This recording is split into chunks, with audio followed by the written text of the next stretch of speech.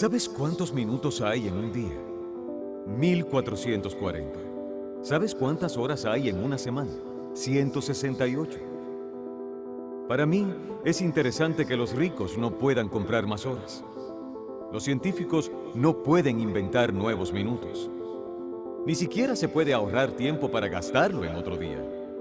Tienes un poco de tiempo hoy y dices, bueno, me gustaría ahorrarlo para mañana. No puedes hacerlo. ¿Enumeras tus días? ¿Te das cuenta lo importante que es cada día?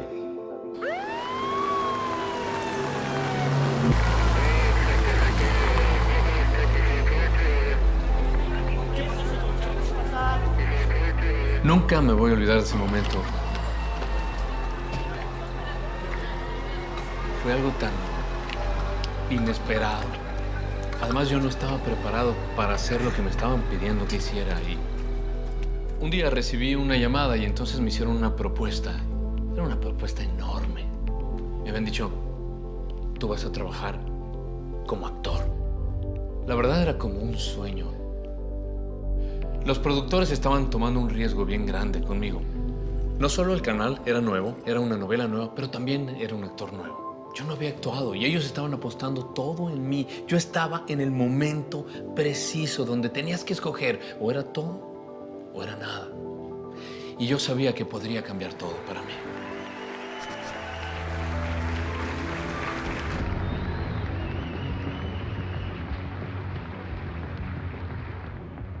Recuerdo el primer momento en el que estaba asombrado e intrigado con la idea de ser un mago.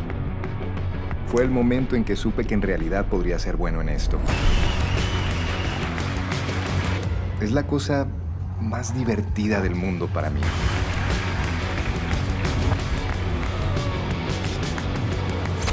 Me gustan mucho más las preguntas que las respuestas. Y lo que un truco de magia hace es que te obliga a entrar en un lugar de cuestionamiento y de repente te sacan la alfombra debajo de la que estás parado y no te das cuenta de lo que está sucediendo.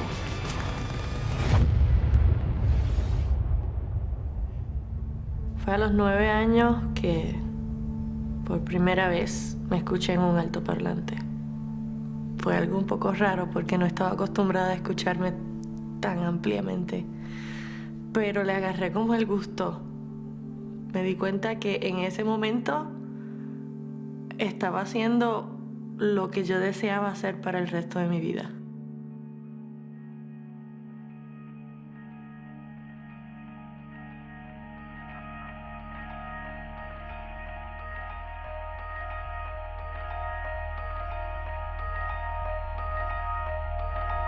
Como mago, eres muy escéptico y te das cuenta de que la mayor parte de lo que está sucediendo detrás de las escenas es de mentira o falso.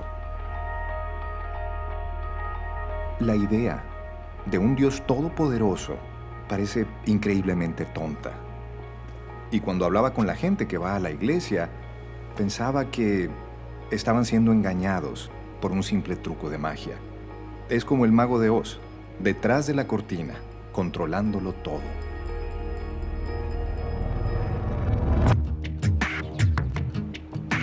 De adulto, entendí cómo hacer que la gente crea que algo era real, cuando en realidad no lo era. Soy un maestro de la falsedad, soy un charlatán por oficio.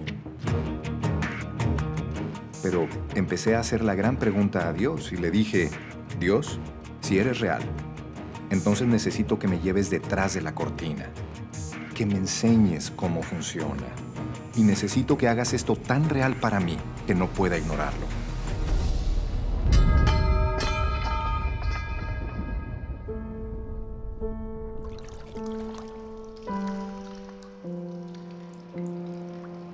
Nunca olvidaré el día en que un hombre entró en mi habitación y me dijo, señor Monroe, no sé cómo decirle esto, pero usted tiene cáncer.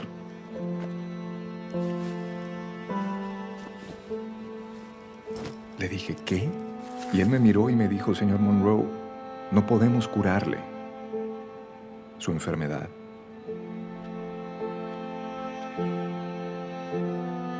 Mi esposa y yo estábamos en muy malas condiciones.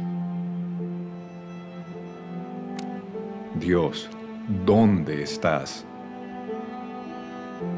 Supongo que no eres tan grandioso. Solo llevábamos 5 años de casados. Teníamos una niña de 3 años y un niño de 2. Y necesitaba más tiempo con mi familia. Necesitaba más tiempo.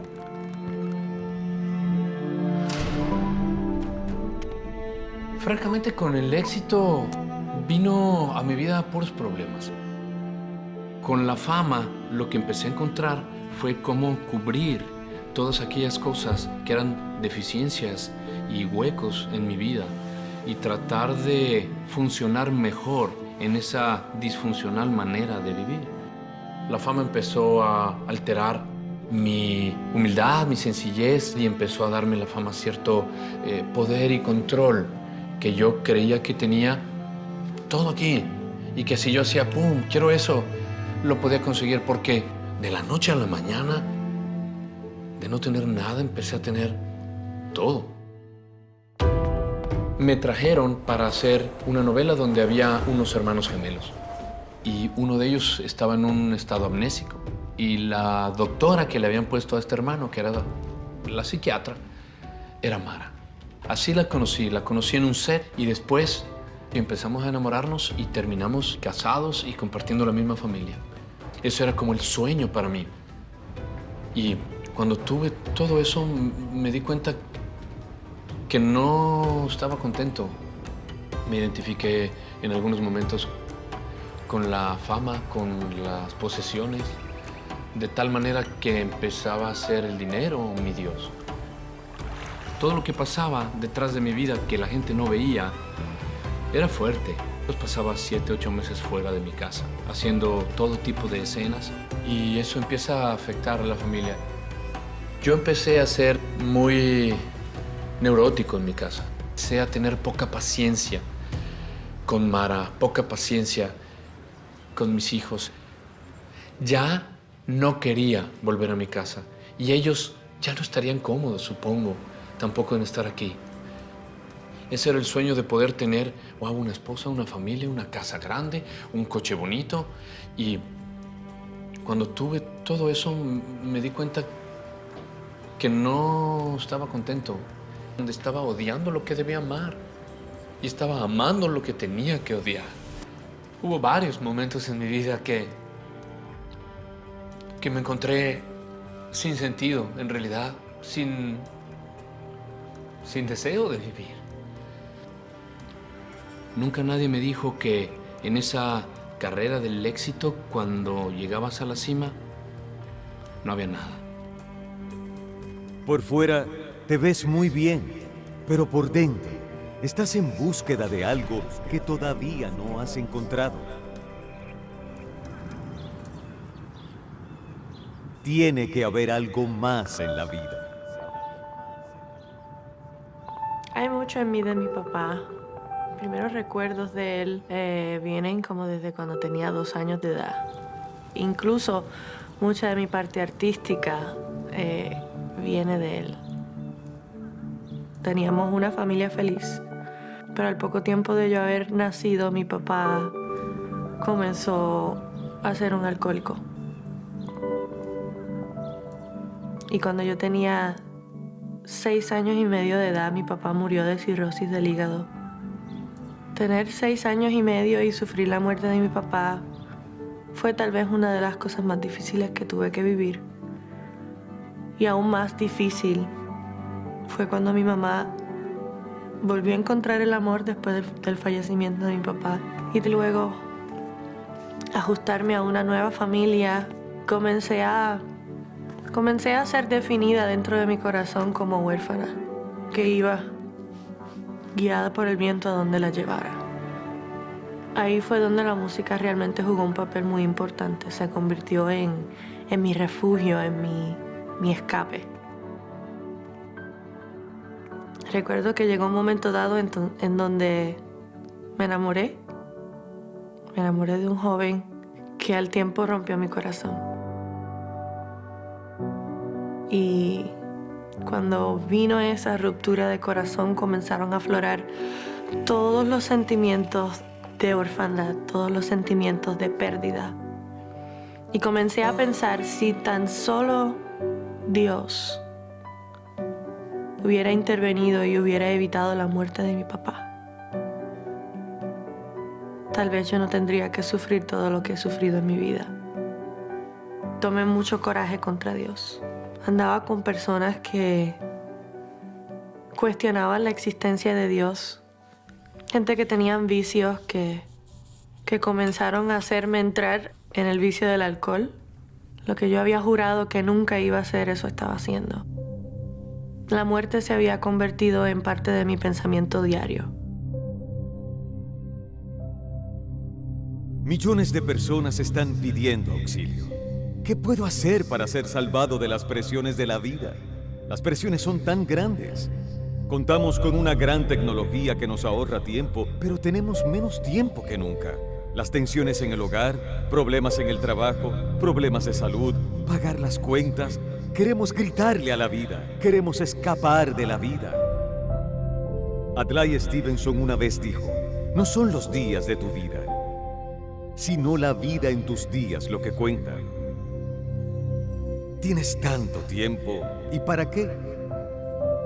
Las cosas que están rotas en tu corazón y en tu vida pueden ser restauradas en Cristo si pones tu fe y confianza en Él. Él murió en la cruz, Él se levantó de entre los muertos por ti. Él quiere darle dirección a tu vida. Él quiere darle paz, gozo y la seguridad de que si murieras, irás al cielo. Pero primero tiene que haber un cambio. Tienes que cambiar tu rumbo. Eso se llama arrepentimiento en la Biblia.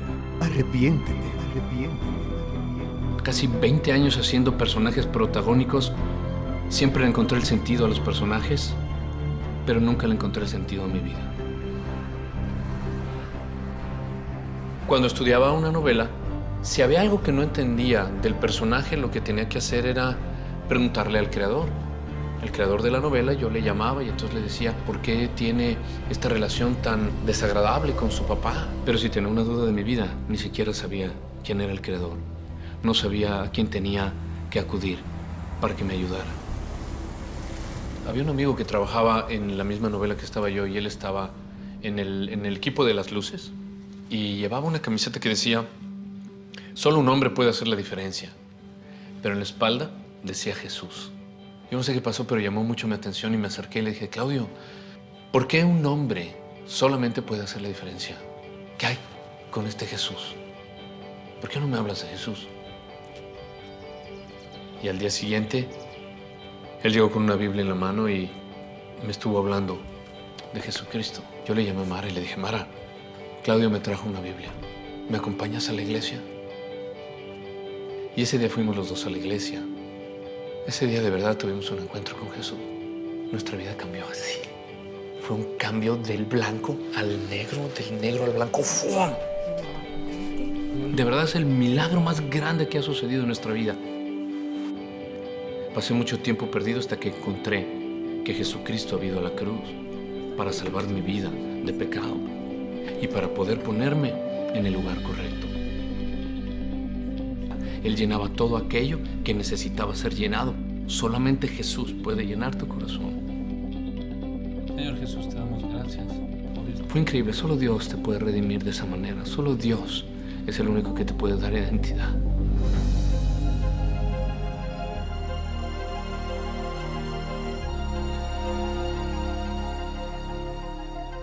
El tiempo está colapsando sobre nosotros.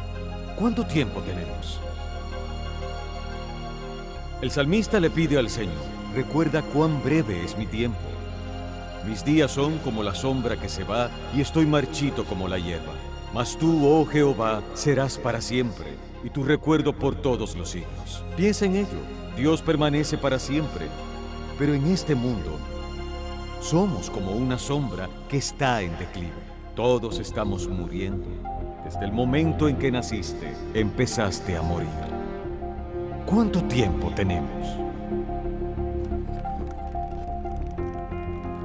El oncólogo me miró y me dijo, señor Monroe, dijo, no podemos curarlo de su enfermedad.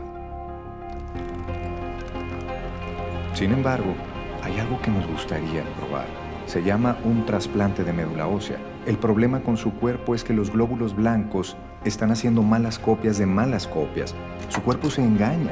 Se está jugando una mala pasada a sí mismo.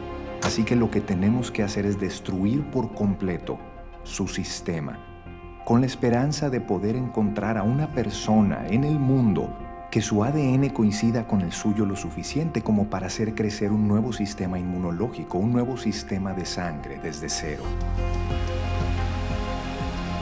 Vamos a sustituir la sangre de alguien por la suya para que pueda vivir de nuevo. Dios dijo que sin derramamiento de sangre no hay perdón. Tiene que haber un sustituto por ti que tomará el juicio que tú mereces, la muerte que tú mereces. Y ese sustituto fue Jesucristo. Pensaba dentro de mí, se me está acabando el tiempo. Me estoy muriendo de cáncer. Ha sido difícil lidiar con estos momentos. Peyton tiene 3 años y Gavin 2. A mis 2 hijos. Si esto me toma la vida muy pronto, los amo. Comenzaron con un tratamiento agresivo de quimioterapia, cuyo objetivo no era destruir solamente el cáncer en mi cuerpo, sino literalmente a mí. Era un infierno. Era una muerte lenta. Realmente estoy asustado. Estoy tratando de no tener miedo, pero tengo miedo. Estoy tratando de ser fuerte para mi esposa y para mí, para mi familia. Pero estoy bastante asustado.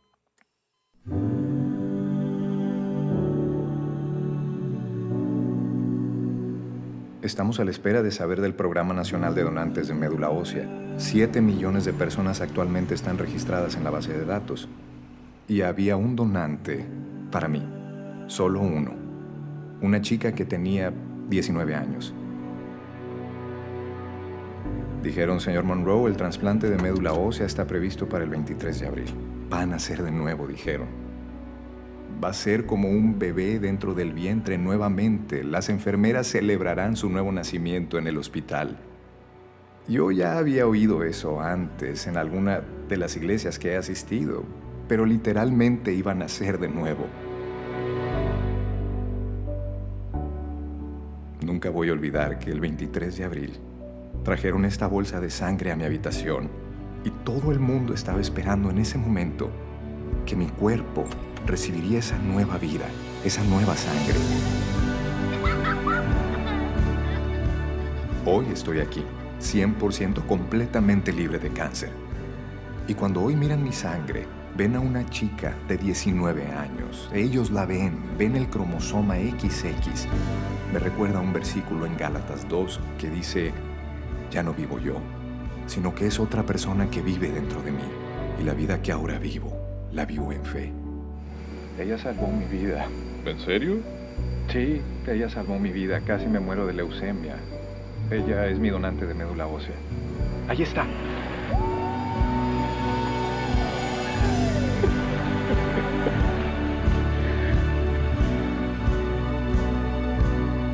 Juan 17:3 dice, esta es la vida eterna, conociéndote a ti, Dios, y a Jesucristo a quien has enviado. Estoy plenamente convencido de las afirmaciones de Jesús como persona escéptica y como un ilusionista.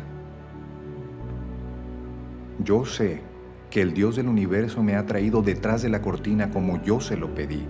El cáncer fue como lo hizo, a través de mi vida. Y hay un cáncer espiritual que nos está comiendo por dentro. Y todos estamos anhelando, estamos rogando para que alguien intervenga y nos salve de esa condición.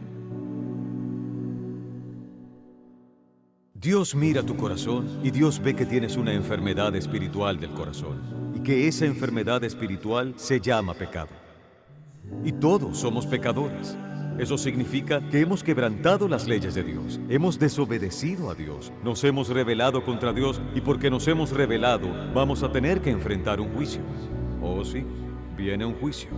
Habrá algún día en que estarás delante de Dios en el gran día del juicio y que tendrás que rendir cuenta de tu vida y que tendrás que rendir cuenta de lo que hiciste con Jesucristo en esta misma noche. Porque va a haber un juicio.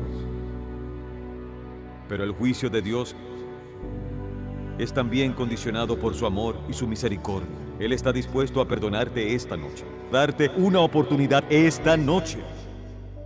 No importa cuánto tiempo hayas perdido en el pasado, todavía puedes tener un mañana.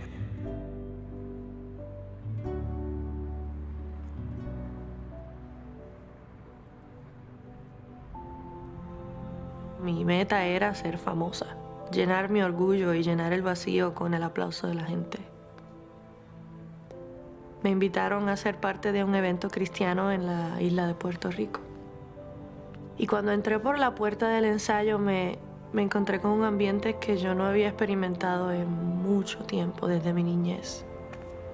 Y recuerdo que al entrar a ese salón hubo un choque entre mi tiniebla y mi oscuridad y la luz que había en ese lugar.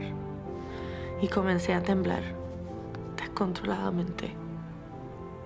Y cuando terminó el ensayo, yo me senté en mi auto y dije, bueno, Dios, si tú existes, si yo te intereso, si es verdad todo eso que dicen en la Biblia, tienes hasta la medianoche para demostrármelo. Esa noche vino una mujer desconocida y que sabía tantas cosas acerca de mi vida y Dios me dio la oportunidad de darme cuenta que los deseos de mi corazón eran movidos por instintos autodestructivos. Y ella me dijo, tienes dos caminos que puedes elegir hoy. Hizo que dentro de mi alma hubiera una reacción y hubiera un encuentro, un choque violento con la verdad de que yo necesitaba su presencia más que cualquier otra cosa. Mi corazón gritó, no puedo vivir sin ti. Eres mi papá y te necesito. Algunos de ustedes piensan que son demasiado malos para llegar a Dios, que han hecho muchas cosas malas y se les ha ido la mano. Dios no está esperando para juzgarte. Dios no está esperando para condenarte.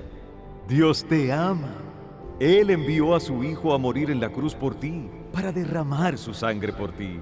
Quiere poner sus brazos alrededor de ti y recibirte, y Él te llevará y te perdonará y te amará y será tu amigo.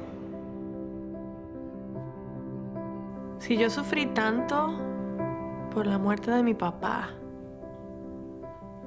imagínate cuánto sufre un padre con la muerte de un hijo. Y Él hizo eso por mí.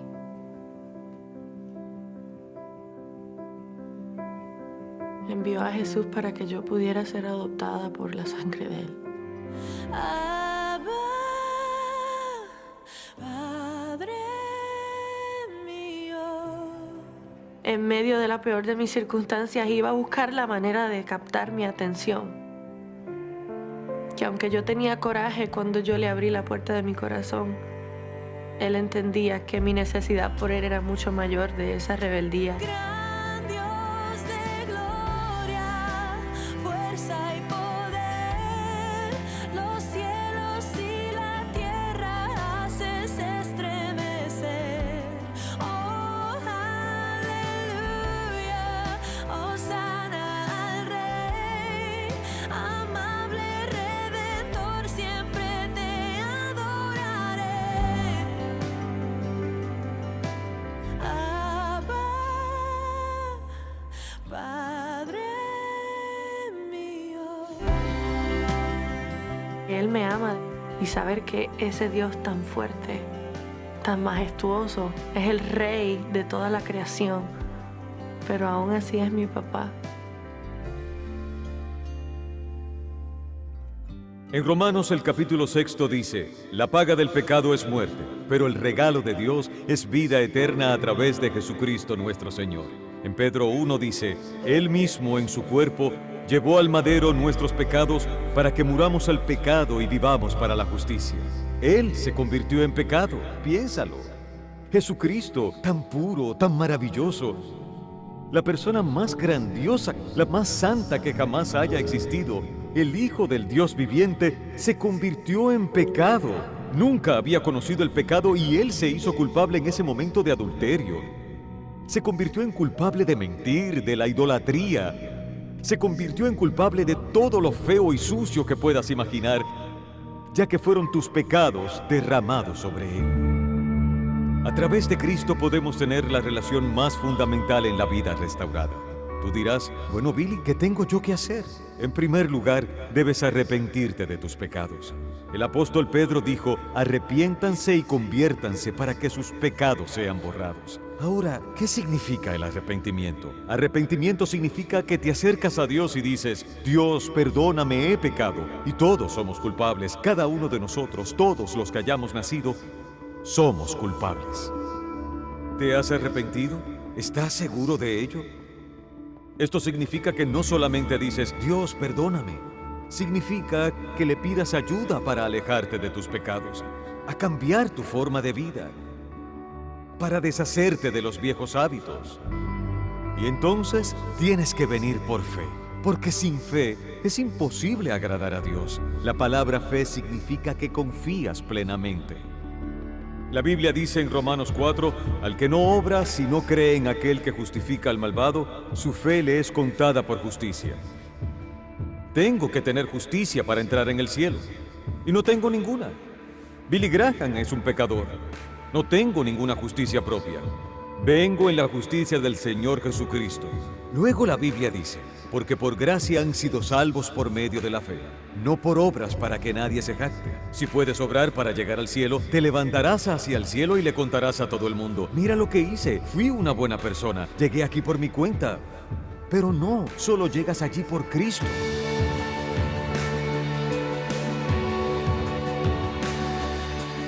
El hecho de que el tiempo es corto nos indica que hagamos algo al respecto. Porque la Escritura dice en 2 Corintios 6:2, ahora es el momento, no mañana, hoy si escuchas su voz, no endurezcan sus corazones. Al escuchar un mensaje como este puede ser muy peligroso porque tu corazón se endurecerá más.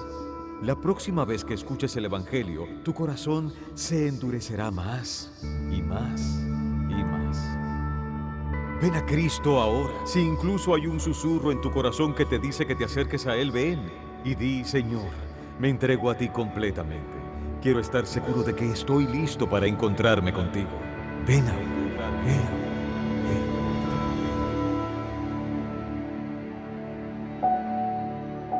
Si quieres recibir a Cristo, puedes hacer una oración como yo la hice. Como yo lo hice.